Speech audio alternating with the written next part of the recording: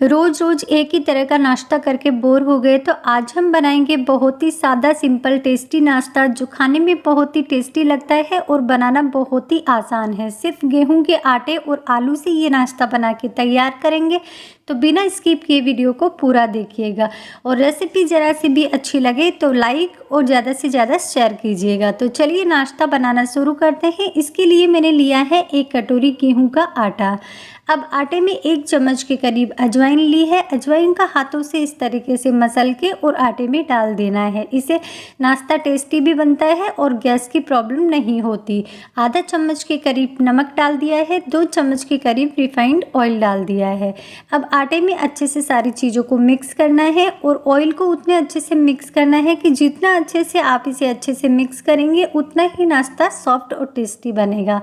तो देखिए सारी चीज़ों को आटे में अच्छे से मिक्स कर देना है और आटे को हाथ में इस तरीके लेके और मुट्ठी में बांध के देखना है आटा एक जैसे इकट्ठा बंधने लग जाता है। इसका मतलब अच्छे से मिक्स हो गया है। अब इसमें थोड़ा थोड़ा पानी डालते हुए हमें आटा लगाना है। पानी एक साथ नहीं डालना है, जितनी ज़रूरत हो उस हिसाब से थोड़ा थोड़ा 3-4 बार में करके और पानी डाल के एक सॉफ्ट सा आटा लगा लेना है। अगर आप एक साथ पानी डाल देंगे तो आटा गीला हो जाएगा और नाश्ता बढ़िया नहीं बनेगा।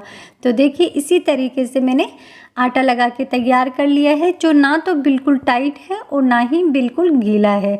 जिस तरह हम पूरी का आटा लगाते हैं ठीक उसी तरह आटा लगा के तैयार करना है और आटे को इस तरीके से इकट्ठा कर लिया है और थोड़ा सा ऑयल लगा के आटे को चिकना करके और हम ढक्कन लगा के रख देते हैं। तब तक करते हैं नाश्ता बनाने के लिए दूसरी तैयारी।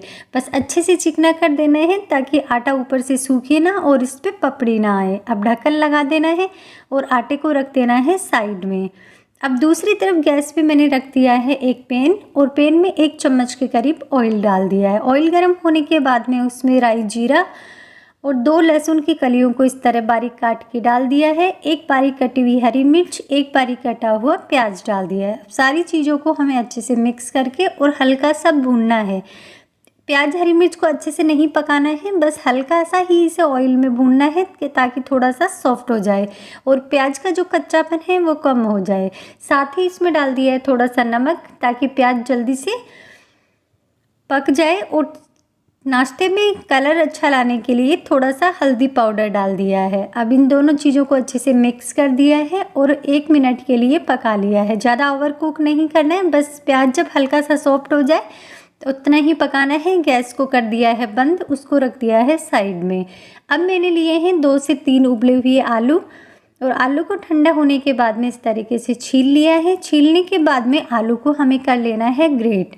आप मैश भी कर सकते हैं, लेकिन मैश करने से क्या होता है कुछ आलू बड़े और कुछ छोटे रह जाते हैं। मैश करने से बिल्कुल एक जैसे बिल्कुल बारीक हो जाते हैं। तो इसी तरीके से मैंने चारों आलू को अच्छे से मैश कर लिया है। मैश करने के बाद में इसमें हम डालते हैं कुछ मसाले। तो स्वाद अनुसार इसमें डाल दिया है मैंने आधा चम्मच के करीब भुना हुआ जीरा, थोड़ा सा नमक, थोड़ा सा हल्दी पाउडर, 1 चम्मच के करीब चिली फ्लेक्स और जो हमने प्याज का मसाला बना के रखा था प्याज हरी मिर्च भून के वो भी इसमें डाल दिया है। ढेर सारा बारीक कटा हुआ हरा धनिया और अच्छे से सारी चीज़ों को आलू में इस तरीके से मिक्स कर देना है। और देखिए जो हमने हल्दी प्याज के साथ पकाई थी, इससे नाश्ते का आलू का कलर कितना बढ़िया आया है। अब सारी चीज़ों को अच्छे से मिक्स कर दिया है और दूसरी तरफ एक प्लेट ली है या आप कोई भी कटोरी या प्लेट ले सकते हैं। उसमें मेरे 1 चम्मच के करीब मैदा लिया है। आप चाहे तो सिर्फ आटे से भी बना सकते हैं, लेकिन मैंने 1 चम्मच मैदा और 1 चम्मच गेहूं का आटा लिया है। थोड़ा सा चुटकी भर नमक और 1 चम्मच के करीब काले तिल डाल दिए। आप चाहे तो सफ़ेद तिल का भी यूज कर सकते हैं।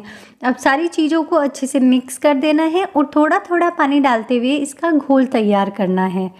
तो देखिए इसी तरीके से बस ध्यान ये रखना है मैदा और आटे में गुठलियाँ बिल्कुल नहीं होनी चाहिए। आप चाहे तो सिर्फ आटे का घोल भी बना सकते हैं या सिर्फ मैदे का घोल भी बना सकते हैं। तो इसी तरीके से मैंने अच्छे से मिक्स करके और बिल्कुल पतला सा इस तरीके से घोल बना लिया है। बस घोल बन के है तैयार।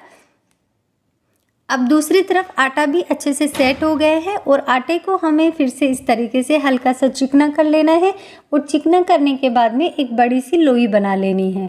तो देखिए आटे को मैंने इकट्ठा करके और अच्छे से इसकी लोई बना ली है। अब लोई पे थोड़ा सा सूखा आटा लगा के और एक बड़ी सी रोटी बेल लेनी है।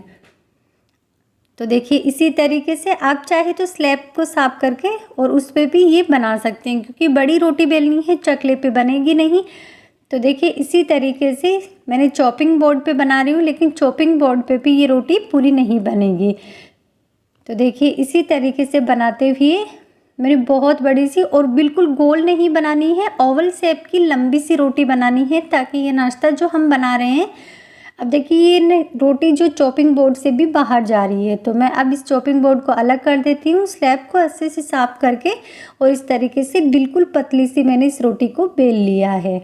अब रोटी बन के तैयार है। अब जो हमने आलू का मसाला बना के तैयार किया था वो इस तरीके से पूरी रोटी पे अच्छे से एक बराबर हमें फैला देना है। तब तक फ्रेंड्स आप हमारे चैनल पे नए हैं तो चैनल को सब्सक्राइब जरूर करना, और रेसिपी ज़रा सी भी अच्छी लग रही हो वीडियो तो वीडियो को लाइक और ज़्यादा से ज़्यादा शेयर करना।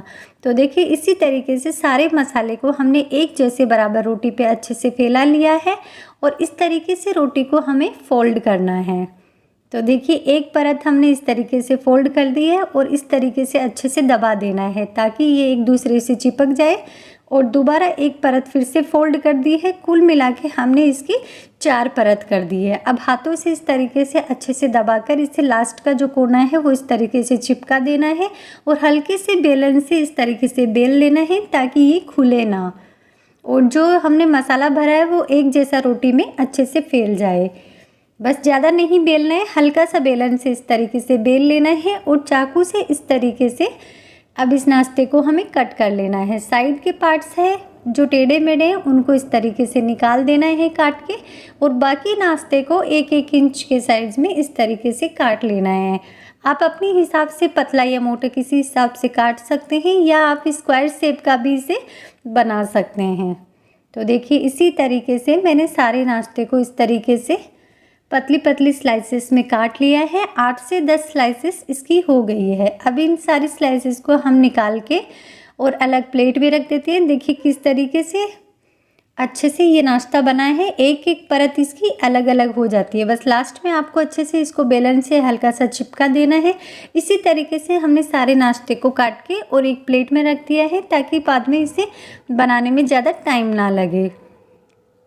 तो बस नाश्ता बन के है तैयार। अब जो हमने घोल बना के एक प्लेट में तैयार किया है उसमें इस नाश्ते को इस तरीके से डीप करना है, और दूसरी तरफ गैस में मैंने पहले से ऑयल गर्म होने के लिए रख दिया है ताकि हम नाश्ता बनाएं तब तक ऑयल अच्छे से गर्म हो जाए। अब इस तरीके से घोल में नाश्ते को डीप करके और ऑयल में छोड़ देना है। इसी तरीके से सारे नाश्ते को उस घोल में डीप करके और ऑयल में छोड़ देना है। गैस की फ्लेम लो टू मीडियम ही रखनी है ताकि नाश्ता बाहर से जले ना और अंदर से कच्चा ना रहे। अब धीरे धीरे आराम से इस नाश्ते को हमें अच्छे से फ्राई होने देना है। चम्मच से ऊपर की साइड भी इस तरीके से ऑयल डाल देना है ताकि ये ऊपर से भी पक जाए। तो इसी तरीके से धीरे धीरे आराम से नाश्ते को पकने देना है। जब एक साइड से पक जाए तो दूसरी साइड से भी पलट देना है। इसी तरीके से उलट पलट के दोनों साइड से नाश्ते को अच्छे से क्रिस्पी होने तक, कलर चेंज होने तक फ्राई कर लेना है। तो देखिए जैसे जैसे फ्राई हो रहा है कितना बढ़िया परफेक्ट कलर आया है, और इसकी एक एक कली होती है वो अलग अलग खिल जाती है, अंदर तक अच्छे से पक जाता है और इतना सॉफ्ट और क्रिस्पी ये नाश्ता बनता है कि आप समोसा, कचौड़ी और बाहर का नाश्ता तो खाना ही छोड़ देंगे, इतना टेस्टी ये नाश्ता बनता है। सिर्फ गेहूं के आटे और आलू से ये नाश्ता तो आप बच्चों के टिफ़िन में या शाम के चाय के वक्त किसी भी टाइम इस नाश्ते को बना सकते हैं। बनाना बहुत ही आसान है। तो देखिए इसी तरीके से सारे नाश्ते को हमने फ्राई कर लिया है। कितना बढ़िया परफेक्ट कलर आया है। अब इसे हम निकाल लेते हैं दूसरी प्लेट में। टिश्यू पेपर या किसी भी कपड़े पे निकाल लें ताकि एक्स्ट्रा जो ऑयल है वो अलग हो जाए।